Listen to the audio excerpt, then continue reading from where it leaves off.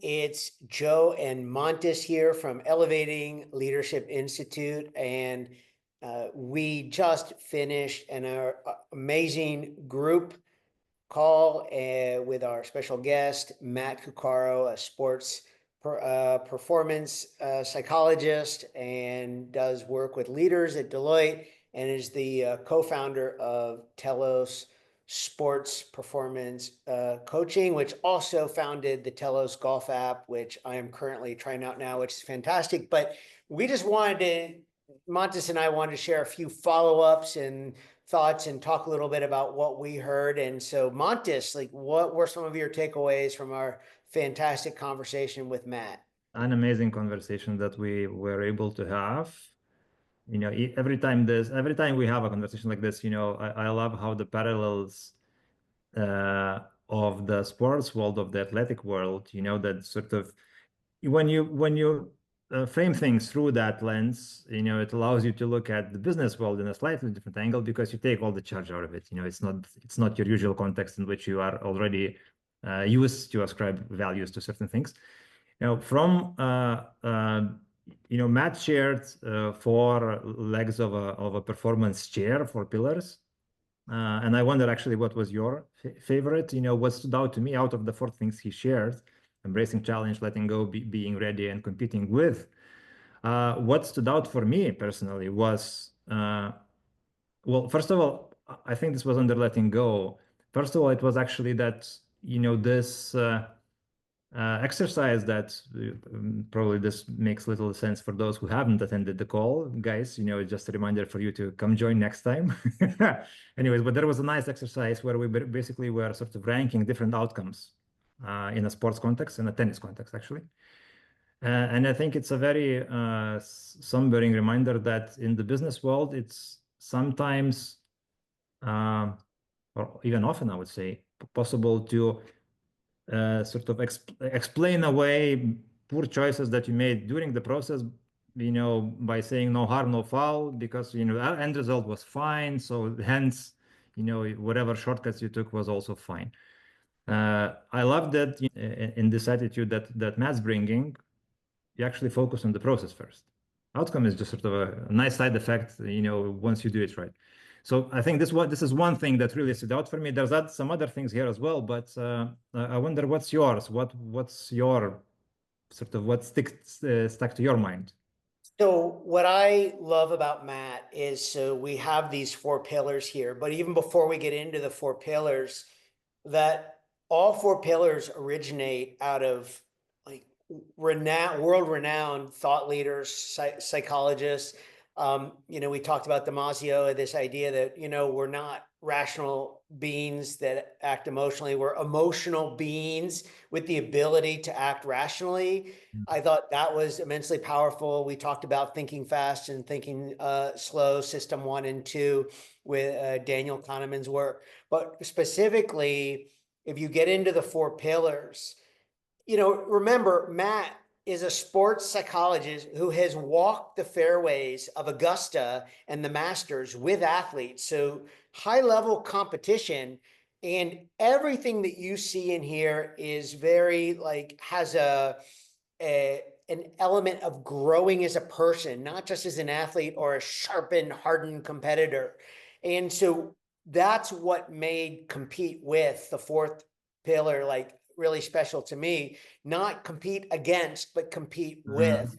And so their app is sort of giving you a readout. His model is giving you a readout of how you are not just sucking out from the game, taking from the game, but how you are contributing back to the game to make the game better, which will then in turn make you a better competitor. And I think getting into the science of how that works is just super fascinating. And this idea that we're not in it alone, we sort of need everyone, all the competitive dynamics of the game, whether it's business and leadership or whether it's sport and golf, to excel our performance and show up as a slightly better version of ourselves. So I just love that compete with, and I think that has really stuck with me. Etymology of the origin of the word is sort of how it's actually sort of made those two bits come with, and Pito, I seek, I am, I strive for, this is a very powerful message in itself. I agree with Yes. you. And then I think, for me, I would build on this concept of grit, but that we misuse it somehow, and I think he also gave a very powerful sort of analogy image of this, that grit is often perceived as something that has to do with you clenching your teeth, and then in the call we had a discussion about Michael Jordan and his famous ticky, where he would stick his tongue out. And I actually looked up, by the way, later at an interview, where he was actually asked about it, and he said that he picked this up from his father. As his father was doing any sort of a handyman work around the house, he would stick his tongue out, and Jordan just picked this up, and he would use this. Anytime one of the sports reviewers who was interviewing Jordan said that basically, whenever Jordan sticks his tongue out, shit is about to go down. Inga will have to beep this one out, I guess. So I love, that the concept of grit is not about clenching your teeth, because the clenched teeth, I mean, there are moments like this, I agree. I mean, I had the running workout just now. There were moments when I was clenching, sure. But that's a small image of what grit is. I love the definition that Matt gave us, that basically grit is committing to consistently showing up with our values. And I think sort of, then this whole narrative about whether outcome is the thing that you measure your success by, or is it some other stuff. I mean, this suddenly expands the picture, because I think also, to use our vocabulary that we use around LA, if you only think about the projection, you only think about how you project yourself, then sometimes maybe you might be focusing on the aspects of grit that are sort of accepted in the popular culture.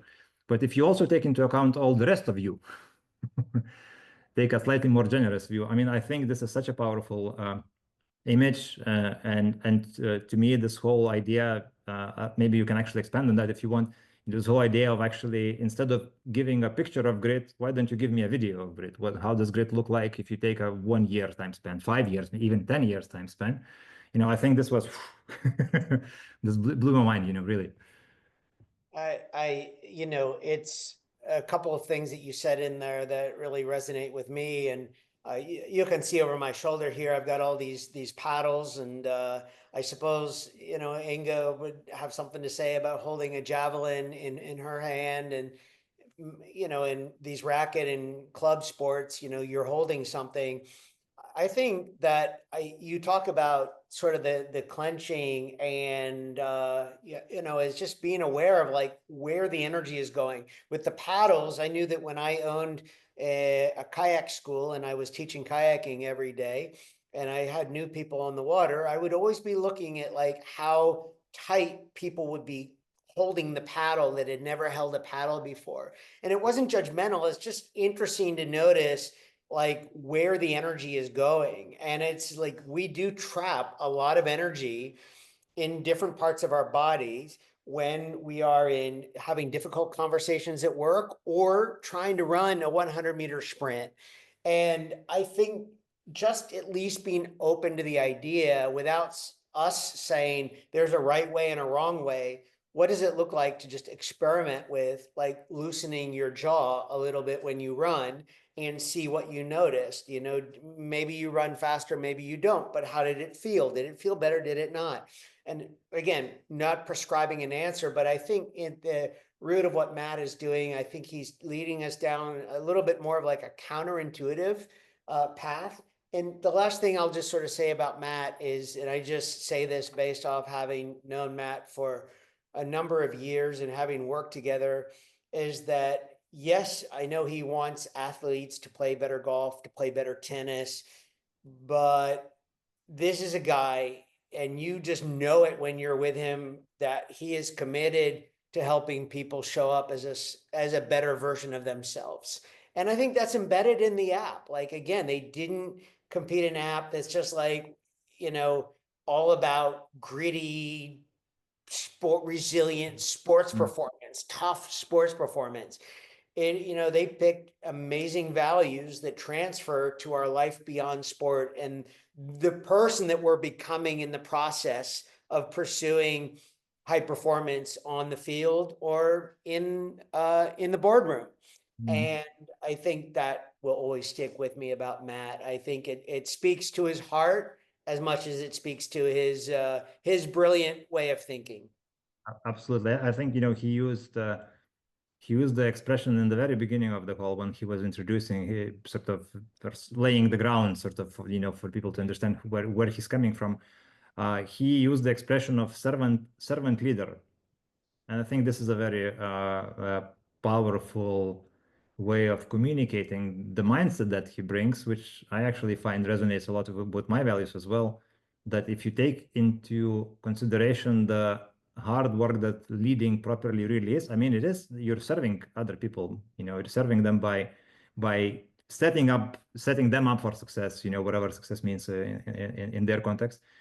So he's doing an excellent job at this. And yeah, I mean, I haven't had the pleasure of knowing Matt prior to the conversation, but as I mentioned, by the end of it, I was totally converted. So Well, Montes, we have some amazing coaches, leaders that are going to be coming into Elevating Leadership Institute every month this year, and or nearly every month this year. Some really fantastic, knowledgeable, experienced people who want to help people get better. So I'm looking forward to doing these wrap ups and these summaries with you as we get more and more guests come in. But yeah, we're off to a great start with Matt Cuccaro. We're so grateful to his contributions. Yeah, thank you so much to you, and more coming from Elevated Leadership Institute soon.